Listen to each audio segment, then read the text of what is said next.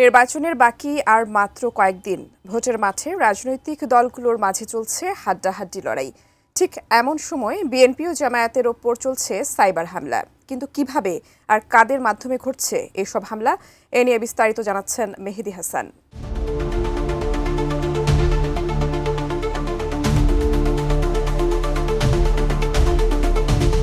ত্রয়োদশ জাতীয় সংসদ নির্বাচনকে সামনে রেখে যখন রাজনৈতিক মাঠে উত্তেজনা বাড়ছে, ঠিক তখনই একের পর এক সাইবার হামলার শিকার হচ্ছেন বাংলাদেশ জামায়াতে ইসলামী।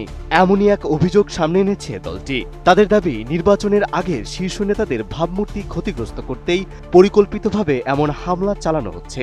এই হামলায় সামাজিক যোগাযোগ মাধ্যমের একাধিক অ্যাকাউন্ট হ্যাক করে বিতর্কিত সব পোস্ট ছড়ানো হচ্ছে। মূলত এই ঘটনার সূত্রপাত হয় গেল 31শে জানুয়ারি, যখন জামায়াত ইসলামীর আমির ডাক্তার শফিকুর রহমানের এক্স অ্যাকাউন্ট হ্যাক করা হয়। এরপর গেল 1 ফেব্রুয়ারি এক সংবাদ সম্মেলনে জামায়াত আমিরের এক্স হ্যান্ডেল কিভাবে হ্যাক হয় তা দেখান প্রকৌশলী মাহমুদুর রহমান। কোয়ালিটি সম্পন্ন আন্তর্জাতিক মানের still bar CSRM, committed for better still. তিনি বলেন, ম্যালওয়্যারটি তৈরি হয়েছে ভারতে, যা জামায়াত আমিরের মোবাইলে রাষ্ট্রপতির কার্যালয় থেকে পাঠানো হয়। নির্বাচন সংক্রান্ত তথ্যের সাথে ম্যালওয়্যারটি যুক্ত করা ছিল ওই বার্তায়। এরপর জামায়াত আমির মেলটিতে প্রবেশ করার সাথে সাথেই তার হ্যান্ডসেটের নিয়ন্ত্রণ চলে যায় ভারতের হ্যাকিং গ্রুপের কাছে। পরবর্তীতে জামায়াতের সাংগঠনিক সাইবার টিমের সদস্যরা হ্যান্ডসেটের নিয়ন্ত্রণ ফিরিয়ে আনার চেষ্টা করেন। এরপর ওই মেইলের আইপি ধরে বের করা হয় মূল অপরাধীদের, আর এতেই বেরিয়ে আসে মূল অপরাধীদের সূতিকাঘার, যা মূলত ভারত থেকেই নিয়ন্ত্রণ হচ্ছিল বলে দাবি করছে দলটি। এরপর মঙ্গলবার দিবাগত রাত 12:30টার দিকে রাজারবাগ পুলিশ লাইন্সের অডিটোরিয়ামের পাশের সরকারি কোয়ার্টার থেকে সরোয়ার আলমকে আটক করে ডিবি। তার মুঠোফোন ও ল্যাপটপ জব্দ করা হয়।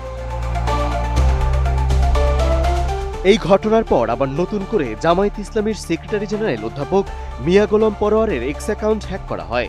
সেখানে আমিরের পোস্টের পক্ষে একটি মনগড়া ব্যাখ্যা দিয়ে পোস্ট করা হয়। এরপর গোলাম পরোয়ার বিষয়টি রাত 9:30টার দিকে বুঝতে পারেন। এর পরপরই দ্রুত পোস্টটি মুছে ফেলা হয়। পরে রাত 11টার পর এই বিষয়ে আনুষ্ঠানিক ঘোষণা দেয়া হয়। এরপর মঙ্গলবার রাতে রাজধানীর মগবাজারে এক সংবাদ সম্মেলনে এই অভিযোগের বিস্তারিত ব্যাখ্যা তুলে ধরা হয়।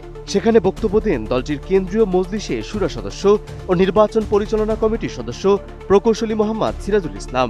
ঘটনাগুলো নির্বাচন কেন্দ্রিক রাজনৈতিক প্রেক্ষাপটের সঙ্গেই সরাসরি সম্পৃক্ত বলে জানান তিনি। মেহেদী হাসান, ATN নিউজ।